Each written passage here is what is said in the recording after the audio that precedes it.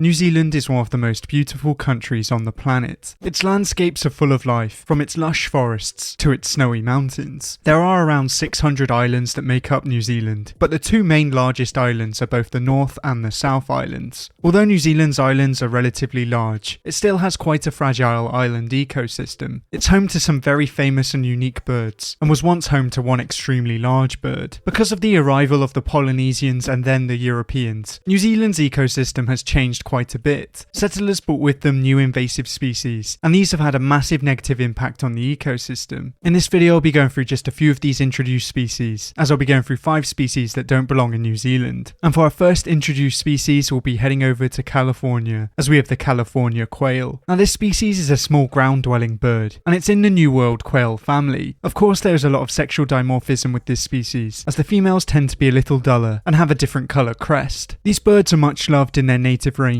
and they've been the state bird of California since 1932. These birds tend to prefer open woodlands, but also do very well on the edge of urban areas. They spend most of their day feeding on seeds and berries, but will also happily take insect prey. These birds spend most of their time on the ground, and only really burst into flight when avoiding predators. These birds have white eggs with brown markings, and some nests contain up to 28 eggs. In most cases, these eggs are not from one female, as the California quail tends to egg dump, which means they lay eggs in each other's nests. When the eggs hatch, sometimes females will look after young which is not their own, and these birds do tend to be very caring parents. But how did this bird make it all the way over to New Zealand? Of course it didn't fly here, as it was actually introduced by the former governor of New Zealand, Sir George Grey. They were released around the Nelson area in 1865, and by 1890 their numbers had grown so much that some individuals were shipped back to London. This increase in number proved that this quail could do very well in New Zealand, but unfortunately it's a different story for the native quail. The New Zealand quail was thought to have gone extinct in 1870, which was just 5 years after the Californian quail was introduced into New Zealand. Although it may seem like these birds caused the extinction of another quail, the New Zealand quail was already rare when the Europeans arrived. The California quail took over from its native counterpart, and their numbers would thrive until 1879. This was when possibly the worst decision was ever made when it comes to New Zealand's ecosystem, as stoats and weasels were introduced into the islands. This was to control rabbit numbers, which were also introduced, but it led to the extinction of many of New Zealand's native birds. These stoats and weasels are still a problem to this day, and they did have an impact on the California quail's numbers in New Zealand. In some places they have completely disappeared, but they can still be found in some areas of both the main islands. So even though they don't really belong in New Zealand, they did take over from the extinct native birds. But for our next species we'll be making the short trip over to Eastern Australia, as we have the swamp wallaby. Now these wallabies are also sometimes known as black wallabies, as they tend to be a slightly darker colour than the other wallaby species. They also go by the name of black stinker, because apparently they have a characteristic swampy odour. Although it may look similar to other wallabies, the swamp wallaby is the only living member in its genus. They tend to prefer forests and woodlands with dense undergrowth, and of course they can be found in swampland too. These wallabies are relatively small, reaching a maximum height of around 85 centimetres. Although this may seem quite small, it's an impressive size compared to how big they are when they're born. Unlike most mammals that give birth to relatively large young compared to their body size, marsupials tend to give birth to very small young. The swamp wallaby's joeys look like a pink jelly bean when they're first born, and weigh around 1 gram. They develop in the safety of their mum's pouch, and are completely independent by around 15 months of age. In the wild, of course, they have to look out for predators, but unfortunately in recent years their threats have come from different sources. Many of them fall victim to domestic dog attacks, and car strikes happen far too often. This is one of the reasons why the swamp wallaby is listed as a species of concern, and it's important that we look out for them. But once again, how did this species make its way over to New Zealand? Of course it didn't swim, and it actually took the same route as the California quail. Sir George Grey was once again behind this importation, as these wallabies were brought to New Zealand in 1870. These mammals were introduced onto Quail Island, and they soon became a pest here. They had a massive negative impact on the ecosystem, and most of their negative impacts come from their diet. They are very effective browsers, and leave little food for other species. This is why there have been efforts to control the wallaby numbers on the island, so I think it's very safe to say that these wallabies don't belong in New Zealand. But for our next species, once again we'll be heading to Eastern Australia, as we have the crimson Rosella. Although you may think this very colourful parrot would stand out from the crowd, there are actually many colourful parrots that live in Eastern Australia. One of these parrots, known as the yellow Rosella, is so closely related to the crimson Rosella that they can actually interbreed and create the Adelaide Rosella. These birds tend to prefer wet forests, but can be found across many different altitudes solitudes, being both happy by the coast and in the mountainous forests. Although these birds are only native to Australia, in 1910 a small number of crimson rosellas were released into New Zealand. The closely related eastern rosellas were also introduced at the same time, and these two species interbred with each other. By the 1950s, no pure crimson rosellas remained, and today the crimson rosella is thought to be extinct in New Zealand. So I think it's very clear that this bird didn't belong in New Zealand, but its close relative is still found there to this day. But for our next introduced species, we'll be heading to the mountains of Europe, as we have the chamois. Now this mammal is a species of goat antelope, which is most at home in the harsh mountainous areas of Europe. There are many different subspecies of chamois alive today, and this is mostly due down to their large distribution. These mammals are often hunted by Europe's greatest predators, but as some of these predators are decreasing in number, today their main threats come in the form of humans. These wild goats are by no means helpless, because they are very well adapted to their environment. Both the males and the females have horns to protect them from predators, and their balancing skills are second to none. They are very sturdy and compact, and when threatened they can jump almost 2 meters in the air. They can also be very speedy when they want to be, and their speeds max out at around 31 miles per hour. The story behind the chamois' introduction into New Zealand is quite a strange one. It was not a planned introduction, as they were actually a gift from the Austrian Emperor Franz Joseph. In return he was given ferns, rare birds and lizards, so all around it was a very interesting trade. As New Zealand doesn't really have many native mammals, they have had a negative effect on the ecosystem, and today the hunting of this species is unrestricted and even encouraged by the Department of Conservation. This is to help preserve New Zealand's native alpine flora, and thus help the native alpine creatures. In New Zealand, chamois tend to weigh around 20% less than chamois in Europe. This suggests that there's less food to go around for these introduced individuals, and I think it really proves that this mammal does not belong in New Zealand. But for our next species, we can head to pretty much anywhere in Europe and also northern Africa, as with the European goldfinch. Now this small bird is much loved in its native range, and was even depicted in Italian Renaissance paintings. They are relatively small birds, reaching a maximum size of around 14 centimeters, but both the male and the female are quite colourful. This bird's preferred food is small seeds, most of which they get from thistles. Their thick rigid beaks help them get at this food, and they're perfectly adapted to feed in this way. These birds were introduced into New Zealand from Britain